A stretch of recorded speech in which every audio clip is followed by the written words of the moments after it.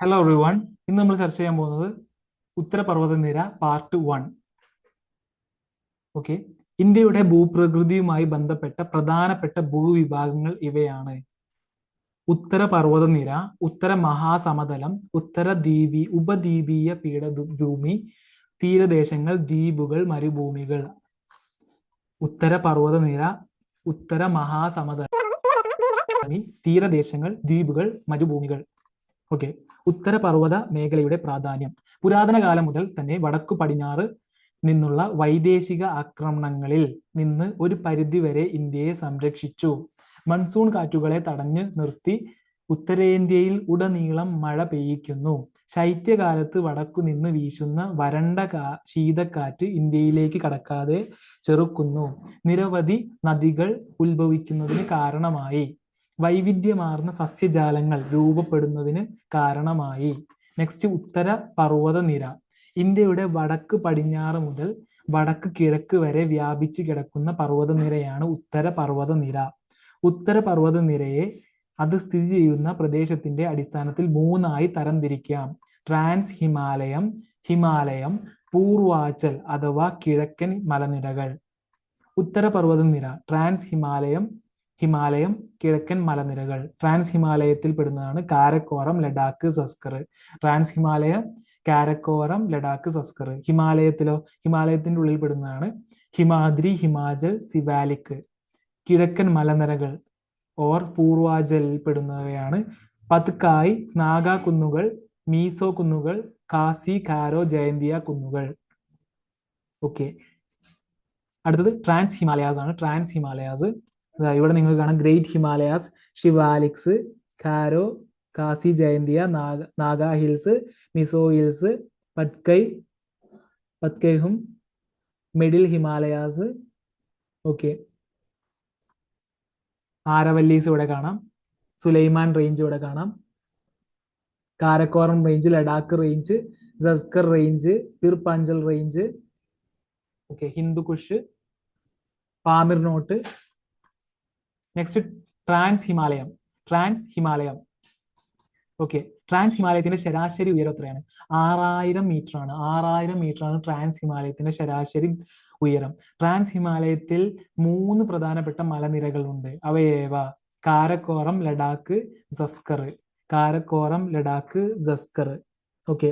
കാരക്കോറം, ഒന്നാമത് കാരക്കോറം ട്രാൻസ് ഹിമാലയത്തിലെ ഏറ്റവും വടക്കു ഭാഗത്തുള്ള പർവ്വതനിരയാണ് കാരക്കോറം. ട്രാൻസ് ഹിമാലയത്തിലെ ഏറ്റവും വടക്കു ഭാഗത്തുള്ള പർവ്വതനിര കാരക്കോറം.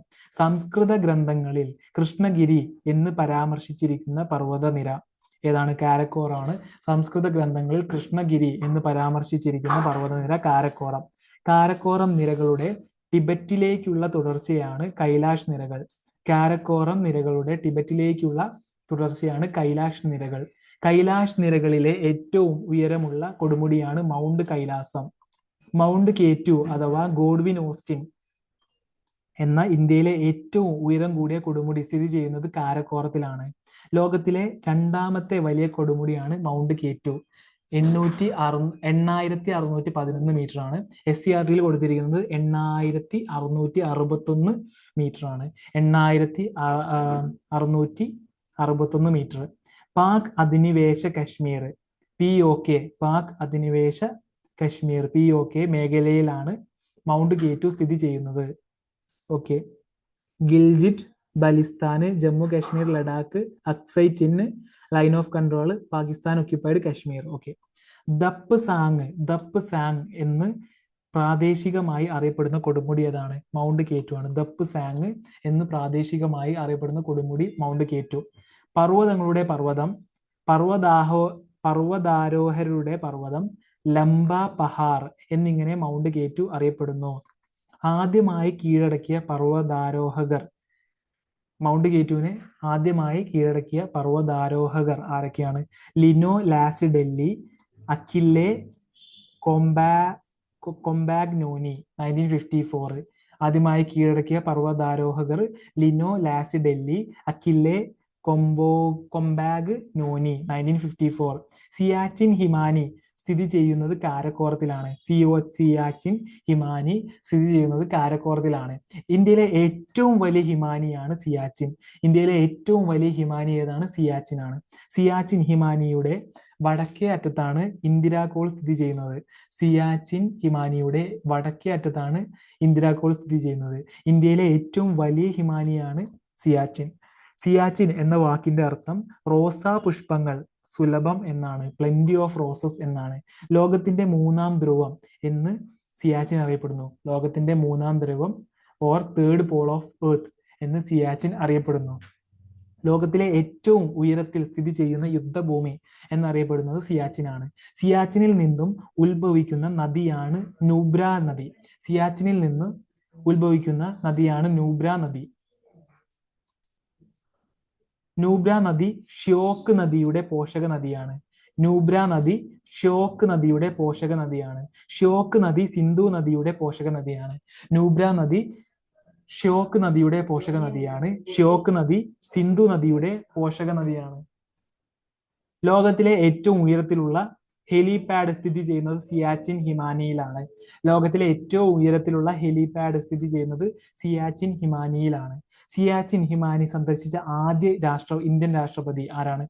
ഡോക്ടർ APJ അബ്ദുൽ കലാം ആണ്. 2004 സിയാച്ചിൻ ഹിമാനി സന്ദർശിച്ച ആദ്യ ഇന്ത്യൻ രാഷ്ട്രപതി ഡോക്ടർ APJ അബ്ദുൽ കലാം 2004. രണ്ടാമത് സന്ദർശിച്ചത് രാംനാഥ് കോവിന്ദ് 2018. സിയാച്ചിൻ സന്ദർശിച്ച ആദ്യ ഇന്ത്യൻ പ്രധാനമന്ത്രി മൻമോഹൻ സിംഗ് ആണ് 2005. രണ്ടാമത് നരേന്ദ്രമോദി 2014. പാമീർ കെട്ടിലേക്ക് കൂടിച്ചേരുന്ന പർവ്വതനിരയാണ് കാരക്കോറം. പാമീർ കെട്ടിലേക്ക് കൂടിച്ചേരുന്ന പർവ്വതനിരയാണ് കാരക്കോറം. ഓക്കെ. ലോകത്തിന്റെ മേൽക്കൂര എന്നറിയപ്പെടുന്ന പർവ്വതനിര പാമീർ ആണ്. ലോകത്തിന്റെ മേൽക്കൂര എന്നറിയപ്പെടുന്ന പർവ്വതനിര പാമീർ പർവ്വതനിരയാണ്. പാമീർ പർവ്വതനിരയിൽ നിന്നും വിഭിന്ന ദിശകളിലേക്ക് വ്യാപിച്ചിരിക്കുന്ന പർവ്വതനിരകൾ ഏതൊക്കെയാണ്? Karakoram India China, Hindu Kush Pakistan Afghanistan, Sulaiman Pakistan, Tian Shan China, Kunlun China. Karakoram India China, Hindu Kush Pakistan Afghanistan, Sulaiman Pakistan, Tian Shan China, Kunlun China. Indian ഉപഭൂഖണ്ഡത്തിലെ ഏറ്റവും പടിഞ്ഞാറ് ഭാഗത്തായി കാണപ്പെടുന്ന പർവ്വതനിര Hindu Kush പർവ്വതനിരയാണ്.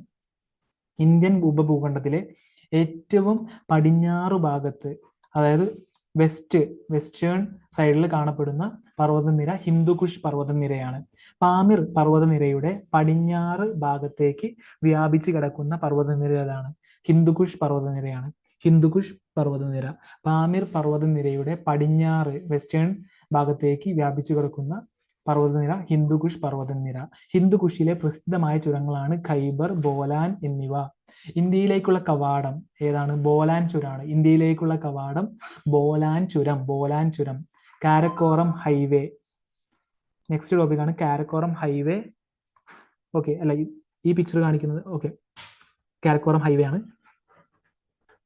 Kashgar okay Kashgar to Rawalpindi. Okay, thank you so much for listening. We'll see you in a video. Bye.